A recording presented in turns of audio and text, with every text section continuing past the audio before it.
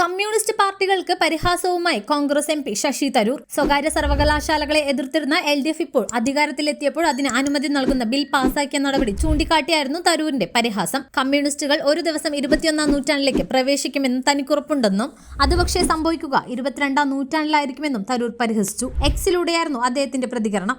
ഇന്ത്യയിൽ ആദ്യമായി കമ്പ്യൂട്ടറുകൾ വന്നപ്പോൾ കമ്മ്യൂണിസ്റ്റ് ഗുണ്ടകൾ പൊതുമേഖലാ ഓഫീസുകളിൽ കയറി അവ തല്ലിപ്പൊട്ടിച്ചെന്നും ഇന്ത്യയിൽ മൊബൈൽ ഫോണുകൾ കൊണ്ടുവരുന്നതിനെ എതിർത്ത ഒരേയൊരു പാർട്ടി കമ്മ്യൂണിസ്റ്റ് പാർട്ടിയാണെന്നും തരൂർ കുറിച്ചു. സംസ്ഥാനത്ത് സ്വകാര്യ സർവകലാശാലകൾ തുറക്കാൻ അനുമതി നൽകി. അങ്ങനെ കേരളത്തിലെ LDF സർക്കാർ ഒടുവിൽ ശരിയായ കാര്യം ചെയ്തിരിക്കുകയാണ്. പതിവ് പോലെ തീരുമാനം ഏതാണ്ട് 15 മുതൽ 20 വർഷം വൈകിയാണ് വരുന്നത്.